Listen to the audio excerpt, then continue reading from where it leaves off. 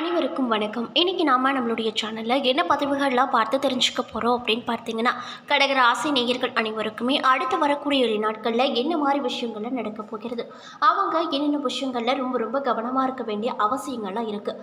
அதே போல் இந்த 7 நாட்களில் அவங்க எந்த கடவுளை வழிபாடு செய்ய வேண்டும், மேலும் இந்த 7 நாட்களில் அவங்க முக்கியமாக என்னென்ன விஷயங்கள் செய்யணும் செய்யக்கூடாது என்பதை பற்றி தாங்க நம்ம இன்றைக்கி இந்த வீடியோ பதிவுகளில் முழுமையாக பார்த்து தெரிஞ்சுக்க போகிறோம். இந்த பதிவுகள் அனைத்துமே இந்த கடகராசி அன்பர்கள் அனைவருக்குமே பயன் கொடுக்கக்கூடிய வகையில் தான் இருக்கும். ஸோ வீடியோவை ஸ்கிப் பண்ணாமல் முழுசாக பாருங்கள்.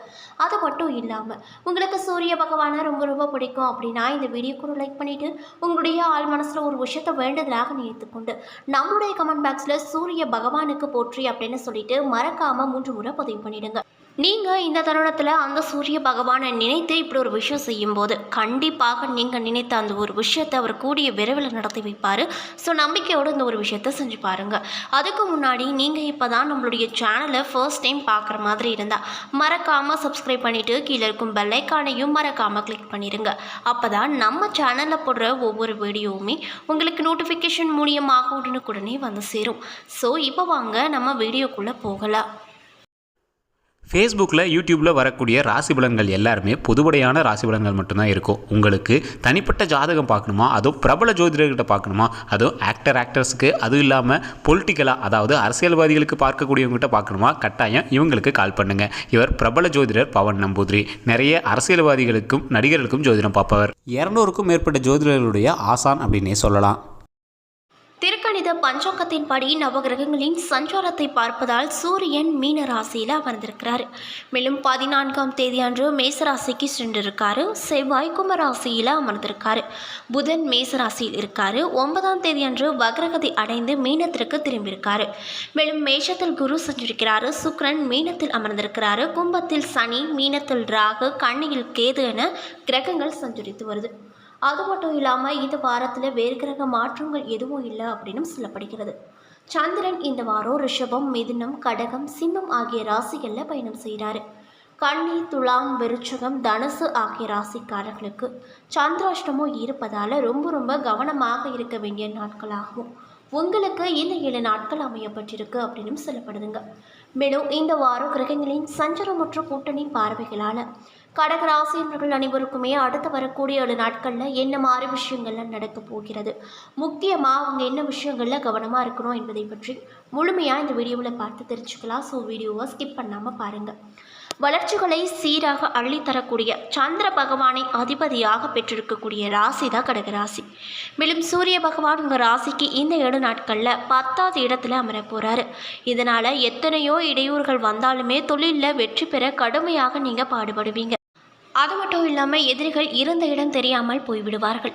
சந்திரனின் சஞ்சார கூட ஏற்ற இறக்கமான பலன்களையே உங்களுக்கு இந்த 7 நாட்களில் கொடுக்குங்க. ஃபைனான்ஸ் தொழில் கவனமாக ஈடுபடுங்க. எழுதி வாங்காமல் யாருக்கும் கடன் கொடுக்காதீங்க. மேலும் செவ்வாய் பகவான் உங்கள் ராசியில் 8ஆம் இடத்தில் அமர்வதால் கட்டங்கள் கட்டுவதற்கு அரசாங்கத்தில் அப்ரூவல் கிடைக்கும். மணல் செங்கல் வியாபாரம் நல்ல லாபத்தை கொடுக்கும். மேலும் புதன் 9ஆம் வீட்டில் உங்கள் ராசியில் இந்த 7 நாட்கள் அமர்வதால் நினைத்த காரியத்தை துணிவோடு செயல்பட்டு முடிப்பீங்க. வரவு அதிகமாக இருக்கும். மேலும் அதைவிட செலவு அதிகமாக வரும். அதனால் அளவறிந்து செலவு செய்வது ரொம்ப நல்லதுங்க. மேலும் குரு பகவான் இந்த 7 நாட்களில் உங்களுடைய ராசியில் 10வது இடத்தில் அமர்வதால் லாபம் கிடைக்குமா என்று சந்தேகப்பட்ட வியாபாரத்தில் அதிக பலன்கள் அடைய போகிறீங்க. சமூகத்தில் உங்கள் கௌரவம் அதிகரிக்கும். நல்ல காரியங்களையும் செய்வீங்க. மேலும் சனி பகவான் உங்கள் ராசியில் 8ஆம் இடத்தில் அமர்வதால் தொழில் காரணமாக அடிக்கடி வெளியூர் பயணம் நீங்கள் மேற்கொள்வீங்க. மேலும் ராகு பகவான் உங்கள் ராசியில் இந்த 7 நாட்களில் 9ஆம் இடத்தில் அமர்வதால் ஆடம்பரமான விருதுகளுக்கு ஏற்பாடு செய்வீங்க. கேது பகவான் 3ஆம் இடத்தில் அமர்வதால் பெற்றோர்களுக்காக மருத்துவ செலவு செய்வீங்க. மேலும் கணவன் மனைவிக்கிடையே மன ஒற்றுமைகள் அதிக அளவில் இந்த 7 நாட்களில் நம்மளால் காண முடியும் அப்படின்னும் சொல்லப்படுகிறது.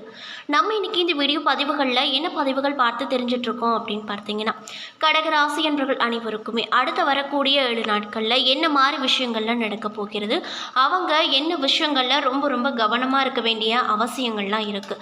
அது மட்டும் இல்லாமல் இந்த 7 நாட்களில் அவங்க என்ன மாதிரி விஷயங்களை செய்யணும் செய்யக்கூடாது என்பதை பற்றி தாங்க நம்ம இன்றைக்கி இந்த வீடியோ பதிவுகள் மூலியமாக முழுமையாக பார்த்து தெரிஞ்சிட்ருக்கோம். இந்த பதிவுகள் அனைத்துமே உங்களுக்கு பயன் கொடுக்கக்கூடிய வகையில் தான் இருக்கும். ஸோ வீடியோவை ஸ்கிப் பண்ணாமல் முழுசாக பாருங்கள்.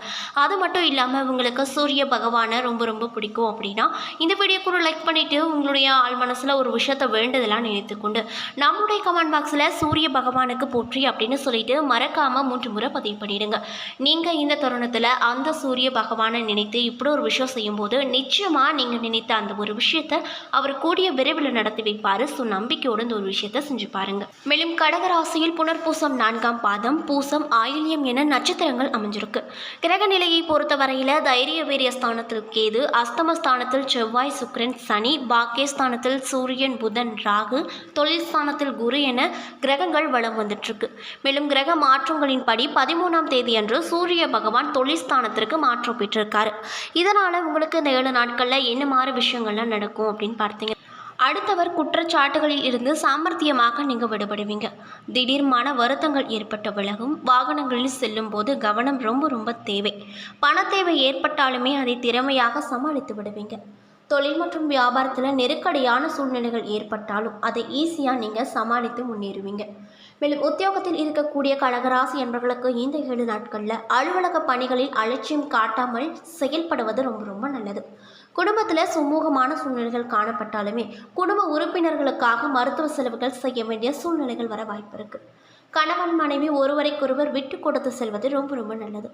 அது மட்டும் இல்லாமல் உங்களுடைய பிள்ளைகளை அவர்களின் போக்கிலேயே விட்டு பிடிப்பது அதை விட உங்களுக்கு பல மடங்கு நன்மையை கொடுக்கும் அப்படின்னு சொல்லப்படுதுங்க. மேலும் பெண்களாக இருக்கக்கூடியவங்களுக்கு இந்த 7 நாட்களில் மற்றவர்களால் ஏற்படும் தொல்லைகளில் சிக்காமல் இருக்க கவனமாக செயல்படுவது நல்லது. மாணவர்களுக்கு கல்வியில் மெத்தமான போக்கு காணப்படும். மிகவும் கவனமாக படிப்பது கல்வியில் முன்னேற்றத்தை ஏற்படுத்தி கொடுக்கும் அப்படின்னு சொல்லப்படுது. மேலும் இந்த கடகராசியில் இருக்கக்கூடிய புனர்பூசம் நட்சத்திரக்காரர்களுக்கு இந்த 7 நாட்களில் மற்றவர்களுக்கு வழியே சென்று உதவுவதால் வீண் விரோதம் ஏற்பட வாய்ப்பு இருக்குது. அதனால் நீங்கள் கவனமாக இருந்துக்கோங்க. எதிலும் வெற்றி கிடைக்கும். நண்பர்கள் உதவியும் தக்க சமயத்தில் கிடைக்கப்பெறும். வாய்ப்புகளை பயன்படுத்தி கொள்வது உங்கள் எதிர்காலத்திற்கு உதவிகரமாக கிடைக்கும். மேலும் கலைத்துறையில் இருப்பவங்களுக்கு வாய்ப்புகள் தானாகவே தேடி வரும். மேலும் உங்களுடைய முன்னேற்றமும் ஆதாயமும் அதிக அளவில் இந்த 7 நாட்களில் கிடைக்கப் போகிறது அப்படின்னே சொல்லலாங்க. மேலும் பூசம் நட்சத்திரக்காரர்களுக்கு இந்த 7 நாட்களில் தொழில் மற்றும் வியாபாரம் தொடர்பாக அலைய வேண்டிய சூழ்நிலை வரும். எதிர்பார்த்த நிதி வசதிகள் கிடைத்தாலுமே திட்டமிட்டதை விட கூடுதலாக செலவு வந்து கொண்டே இருக்கும். இதனால் நீங்கள் சற்று மன வருத்தத்தோடு இருப்பீங்க. மேலும் உங்களுடைய பணியாளர்களிடம் நிதானத்தை கடைபிடிப்பது ரொம்ப ரொம்ப நல்லது. உத்தியோகத்தில் இருப்பவங்க மேலதிகாரி கூறியபடி நடந்து கொள்வது நன்மையை கொடுக்கும். நிலுவையில் இருக்கக்கூடிய பணம் வரலாம். அரசியல் துறையில் இருக்கக்கூடியவங்களுக்கு பொது காரியங்களில் ஈடுபடும் பொழுது ரொம்ப ரொம்ப கவனமாக இருப்பது நல்லது அப்படின்னு சொல்லப்படுகிறது. மேலும் ஆயில்யம் நட்சத்திரக்காரர்களுக்கு இந்த 7 நாட்களில் குடும்பத்தில் இருப்பவர்களால் சிறு சிறு பிரச்சனைகள் உண்டாக அதிக அளவில் வாய்ப்பு இருக்குது. அதனால் கவனமாக இருந்துக்கோங்க. மேலும் உங்களுடைய குழந்தைகளின் உடல் ஆரோக்கியத்திலும் வாழ்க்கை துணையின் ஆரோக்கியத்திலும் கவனம் தேவை. கணவன் மனைவிக்கிடையே இருந்து வந்த மனக்கசப்புகள் அனைத்துமே மாறும். வேலைப்பளு அதிகரிக்கும் என்றாலும் கூட காரியங்களில் தாமதமான போக்குகள் காணப்படும். பாராட்டு பெறுவது இந்த சமயத்தில் சற்று கடினமாகவே இருக்கக்கூடும். மேலும் மனதில் சிறு குழப்பங்கள் ஏற்பட்டு மறையும் அப்படின்னு சொல்லப்படுது. அதே போல் நீங்கள் என்ன விஷயங்களை பரிகாரமாக செய்யணும்னு பார்த்தீங்கன்னா அருள்மிகு ஆதிபராசக்தி அன்னையை தரிசித்து வருவது உடல் ஆரோக்கியத்தை கொடுக்கும். மேலும் எதிர்பார்த்த காரியங்கள் எந்த ஒரு தாமதம் மற்றும் தடையும் இல்லாமல் கூடிய விரைவில் நடக்கும் அப்படின்னு சொல்லப்படுகிறது. அதனால் நீங்கள் கடகராசி அன்பர்களாக இருந்தால் மறக்காமல் இந்த ஆதிபராசக்தி அம்மனை தினந்தோறும் தரிசித்து வந்தீங்க, வழிபட்டு வந்தீங்க அப்படின்னா நிச்சயமாக இந்த விஷயங்கள் அனைத்துமே உங்களுக்கு நடக்கும். ஸோ மறக்காமல் இந்த ஒரு விஷயத்தை செஞ்சு பாருங்கள். ஏன்னா நண்பர்களே, இந்த வீடியோ பதிவுகளில் நம்ம கடகராசி நண்பர்கள் அனைவருக்குமே அடுத்து வரக்கூடிய 7 நாட்களில் என்ன மாதிரி விஷயங்கள்லாம் நடக்க போகிறது, அவங்க என்ன விஷயங்களில் ரொம்ப கவனமாக இருக்க வேண்டிய அவசியங்கள்லாம் இருக்குது, அது மட்டும் இல்லாமல் இந்த 7 நாட்களில் அவங்க எப்படியெல்லாம் நடந்துக்கணும், முக்கியமாக என்ன விஷயங்களை செய்யக்கூடாது என்பதை பற்றி முழுமையாக நம்ம இன்றைக்கி இந்த வீடியோ பதிவின் மூலியமாக பார்த்து தெரிஞ்சிருப்போம். இந்த பதிவுகள் அனைத்துமே உங்களுக்கு பயன் கொடுக்கக்கூடிய வகையில் தான் அமைய பெற்றிருக்கும். ஸோ வீடியோ பிடிச்சிருந்தால் லைக் பண்ணுங்கள், ஷேர் பண்ணுங்கள். அது மட்டும் இல்லாமல் உங்களுக்கு சூரிய பகவானை ரொம்ப ரொம்ப பிடிக்கும் அப்படின்னா இந்த வீடியோக்கு ஒரு லைக் பண்ணிவிட்டு உங்களுடைய ஆள் மனசில் ஒரு விஷயத்தை வேண்டதெல்லாம் நினைத்து கொண்டு நம்மளுடைய கமெண்ட் பாக்ஸில் சூரிய பகவானுக்கு போற்றி அப்படின்னு சொல்லிட்டு மறக்காமல் 3 முறை பதிவு பண்ணுங்கள். நீங்கள் இந்த தருணத்தில் அந்த சூரிய பகவானை நினைத்து இப்படி ஒரு விஷயம் செய்யும்போது நிச்சயமாக நீங்கள் நினைத்த அந்த ஒரு விஷயத்தை அவர் கூடிய விரைவில் நடத்தி வைப்பார். ஸோ நம்பிக்கையோடு இந்த ஒரு விஷயத்தை செஞ்சு பாருங்கள். மேலும் நீங்கள் இப்போ தான் நம்மளுடைய சேனலை இப்போ தான் பார்க்குற மாதிரி இருந்தால் மறக்காமல் சப்ஸ்கிரைப் பண்ணிவிட்டு கீழே இருக்கும் பெல் ஐக்கானையும் மறக்காமல் கிளிக் பண்ணிடுங்க. அப்போ தான் நம்ம சேனலில் போடுற ஒவ்வொரு வீடியோவுமே உங்களுக்கு நோட்டிஃபிகேஷன் மூலியமாக உடனுக்குடனே வந்து சேரும். நன்றி.